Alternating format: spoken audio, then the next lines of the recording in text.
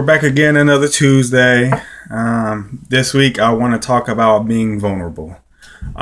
So many people I get to see throughout, Facebook statuses and personal references that they make of things that they actually go through in their life.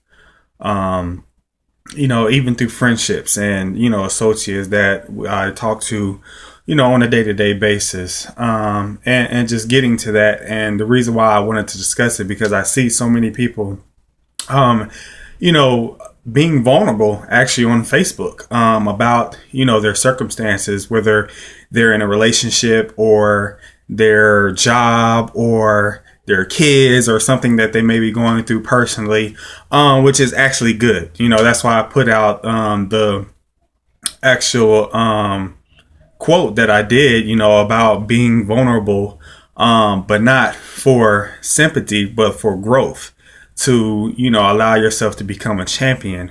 And the real definition behind that was not necessarily to, be idolized or to go along to be looked at as materially, which although that does play an effect, especially if you're have major influence across the world or state or city, whatever the case may be. But it was to be success in home, inside you, within your heart, within your emotions, within your feelings, because that's very challenging for a lot of people.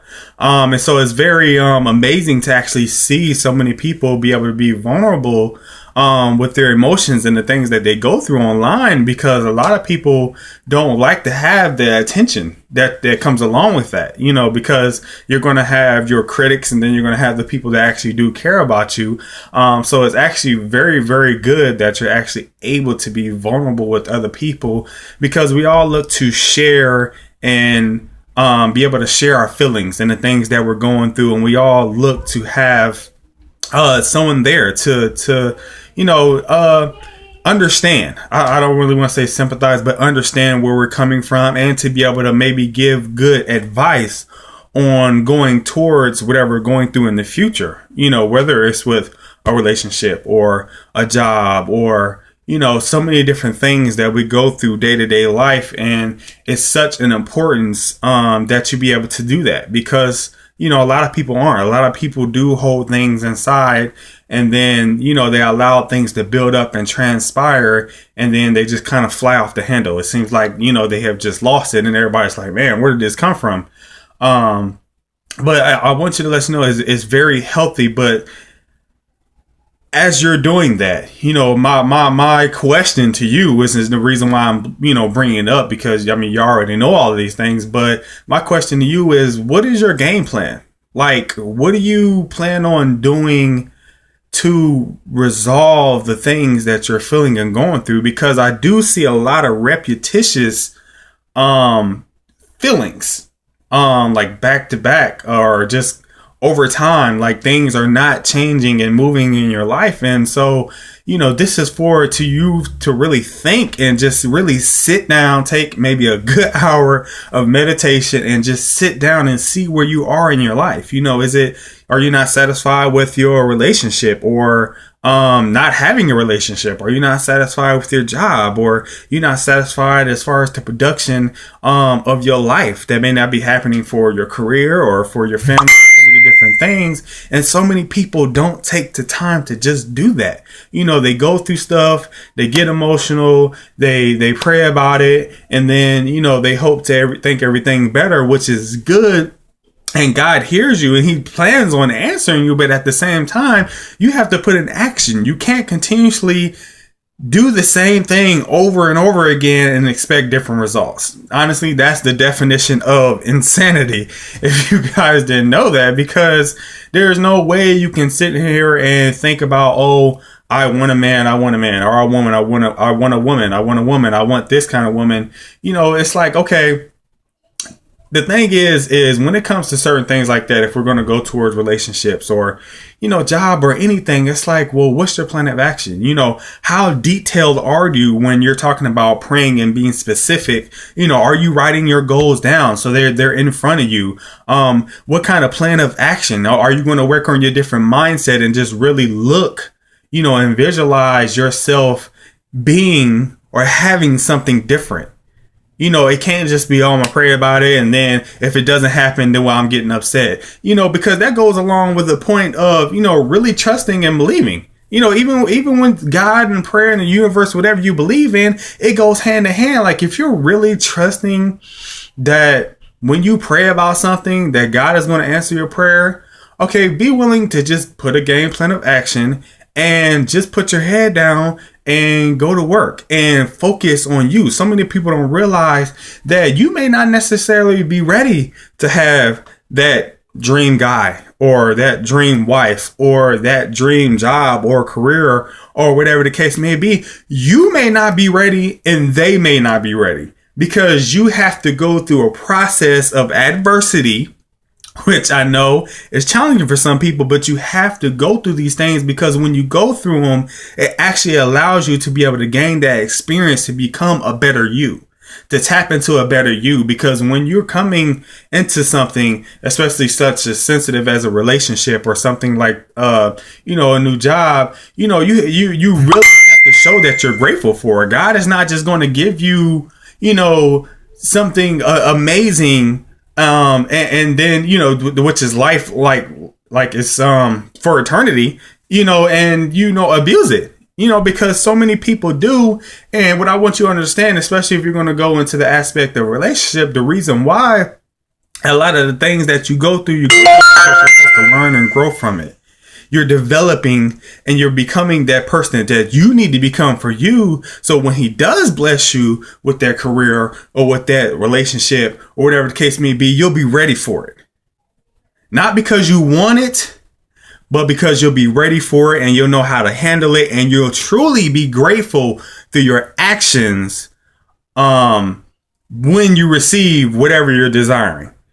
And so all that to say, it's good to be vulnerable. It's good to get it off your chest, because honestly, being vulnerable is actually the healing process.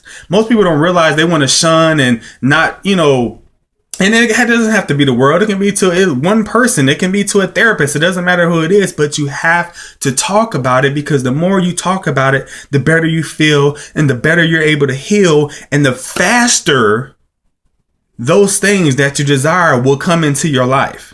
So people gotta realize that you have to grow into becoming the person that you need to become to obtain that spouse, that career, that, whatever the case may be in your life.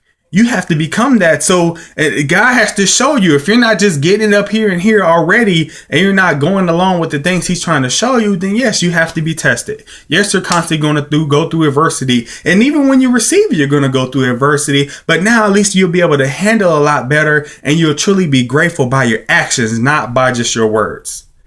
So my advice to you is just to continue to talk about it, get it off your chest, because you have to heal from it and be able to move forward. Keeping everything inside and not allowing yourself to be vulnerable in a lot of states, whether it's your relationship or even your career or different things like that, because in order to move forward, you have to be. That's what lets everybody know that you're human. That's what lets everybody know that you're not perfect. And this goes along with business and everything else. So many times I even had to learn myself, because I was one of those people that actually would just shut myself.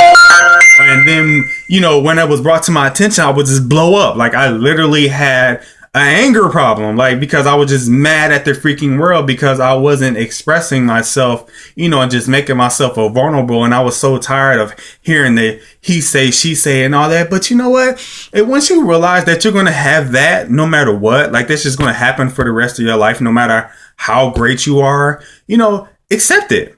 That's part of acceptance. And honestly, when the haters are speaking your name, that keeps your name out there. So think about that, because I love my so just something to think about is just, hey, expose yourself, be vulnerable to your partner, be vulnerable to your friend, be vulnerable to your therapist, be vulnerable to the world so people can see you. And that's how you actually attract the things that they're actually looking for, because now people can relate to what you're talking about. It doesn't seem like you're just this perfect person or this perfect guy, this perfect girl, this incredible genius. And, a lot of people, when they see stuff like that, because you want to talk about your haters, when they see stuff like that, because they can't see themselves being like that or taking that action to open themselves up it becomes a little jealous in a way to where they're thinking,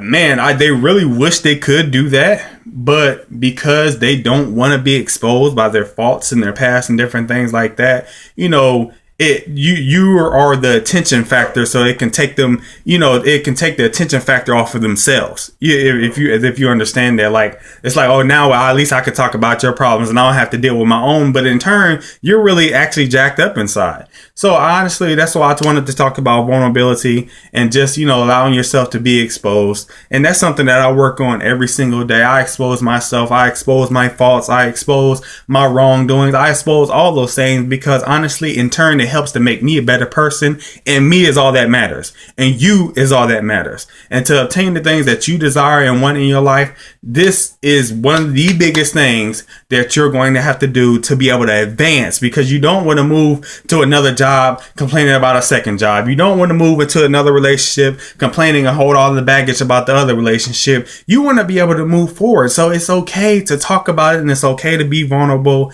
And with that, you guys, I love you. God bless. Until next time.